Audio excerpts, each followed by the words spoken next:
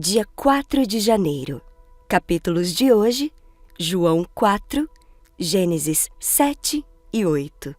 João 4. Os fariseus ouviram falar que Jesus estava fazendo e batizando mais discípulos do que João, embora não fosse Jesus quem batizasse, mas os seus discípulos. Quando o Senhor ficou sabendo disso, saiu da Judeia e voltou mais uma vez à Galileia. Era-lhe necessário passar por Samaria. Assim, chegou a uma cidade de Samaria, chamada Sicar, perto das terras que Jacó dera a seu filho José. Havia ali um poço de Jacó. Jesus, cansado da viagem, sentou-se à beira do poço. Isto se deu por volta do meio-dia. Nisso, veio uma mulher samaritana tirar água. Disse-lhe Jesus: "Dê-me um pouco de água." Os seus discípulos tinham ido à cidade comprar comida. A mulher samaritana lhe perguntou: "Como o Senhor, sendo judeu, pede a mim, uma samaritana, água para beber?" Pois os judeus não se dão bem com os samaritanos. Jesus lhe respondeu: "Se você conhecesse o dom de Deus e quem lhe está pedindo água, você lhe teria pedido e ele lhe teria dado água viva." Disse a mulher: "O Senhor não tem com que tirar água e o poço é fundo. Onde pode conseguir essa água viva? Acaso o Senhor é maior do que o nosso pai Jacó, que nos deu o poço do qual ele mesmo bebeu, assim como os seus filhos e o seu gado?" Jesus respondeu: "Quem beber desta água terá sede outra vez. Mas quem beber da água que eu lhe der, nunca mais terá sede. Pelo contrário, a água que eu lhe der lhe tornará nele uma fonte de água a jorrar para a vida eterna." A mulher lhe disse: "Senhor, me dê dessa água, para que eu não tenha mais sede e nem precise voltar aqui para tirar água." Ele lhe disse: "Vá, chame seu marido e volte." "Não tenho marido", respondeu ela. Disse-lhe Jesus: "Você falou corretamente, dizendo que não tem marido. O fato é que você já teve 5, e o homem com quem agora vive não é seu marido. O que você acabou de dizer é verdade." Disse a mulher: "Senhor, vejo que és profeta. Nossos antepassados adoraram neste monte, mas vocês, judeus, dizem que Jerusalém é o lugar onde se deve adorar." Jesus declarou: "Creia em mim, mulher. Está próxima a hora em que vocês não adorarão o Pai nem neste monte, nem em Jerusalém. Vocês, samaritanos, adoram o que não conhecem. Nós adoramos o que conhecemos, pois a salvação vem dos judeus. No entanto, está chegando a hora, e de fato já chegou, em que os verdadeiros adoradores adorarão o Pai em espírito e em verdade. Estes são os adoradores que o Pai procura. Deus é espírito, e é necessário que os seus adoradores o adorem em espírito e em verdade." Disse a mulher: "Eu sei que o Messias, chamado Cristo, está para vir. Quando ele vier, explicará tudo para nós." Então Jesus declarou: "Eu sou o Messias. Eu que estou falando com você."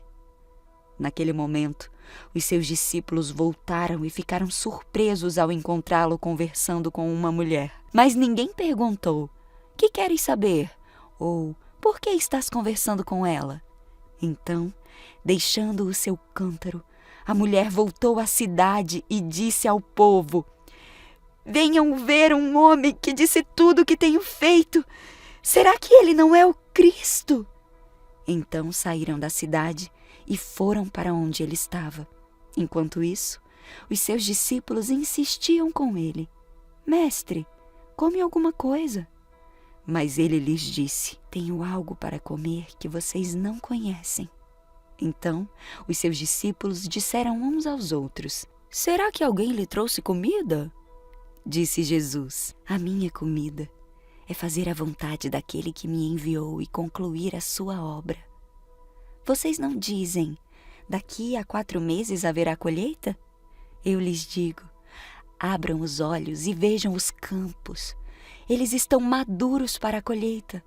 Aquele que colhe já recebeu o seu salário e colhe fruto para a vida eterna, de forma que se alegram juntos o que semeia e o que colhe.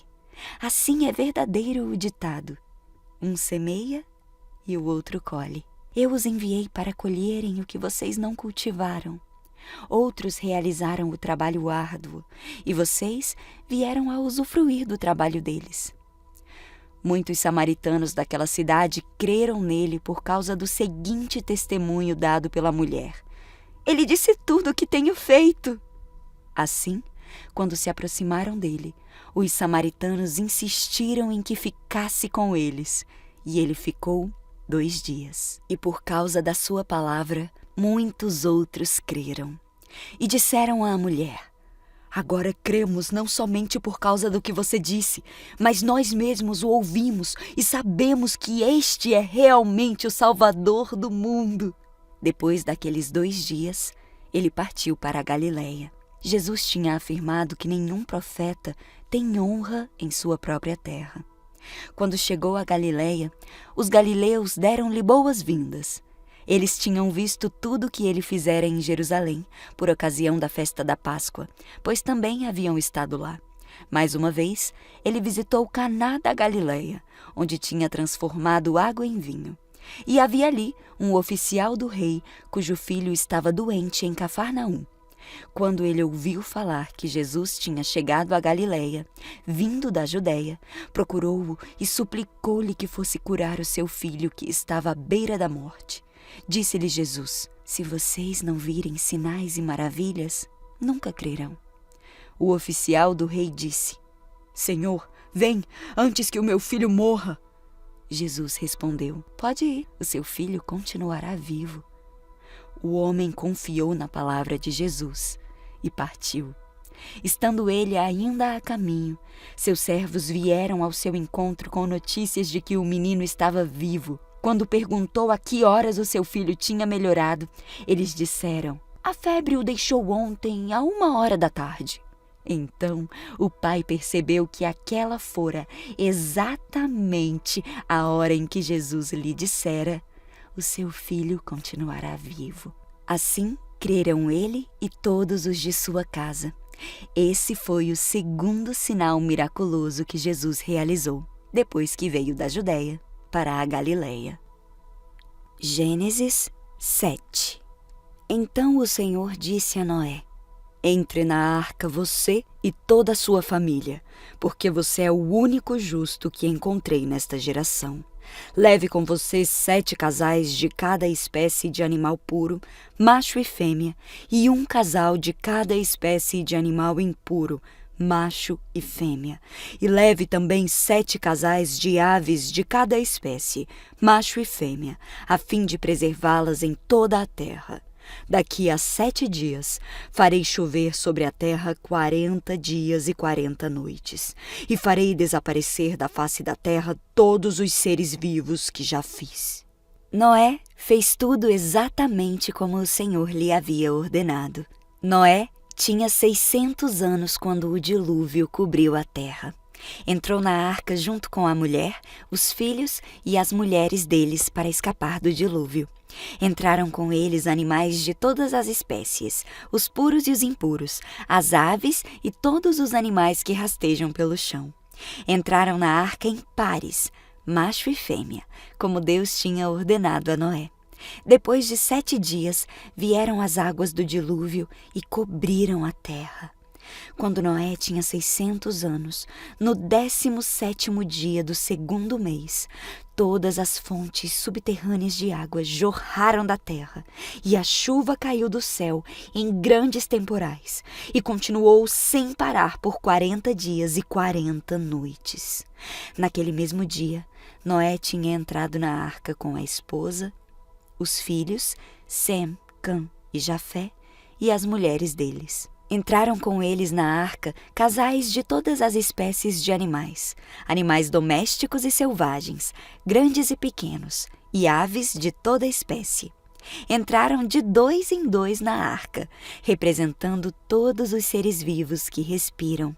Um macho e uma fêmea de cada espécie entraram, como Deus tinha ordenado a Noé. Então o Senhor fechou a porta. Durante 40 dias, as águas do dilúvio se tornaram cada vez mais profundas, cobriram o solo e elevaram a arca bem acima da terra. Enquanto as águas subiam cada vez mais do solo, a arca flutuava em segurança em sua superfície. Por fim, as águas cobriram até as montanhas mais altas da terra e se elevaram quase 7 metros acima dos picos mais altos. Todos os seres vivos que havia na terra morreram.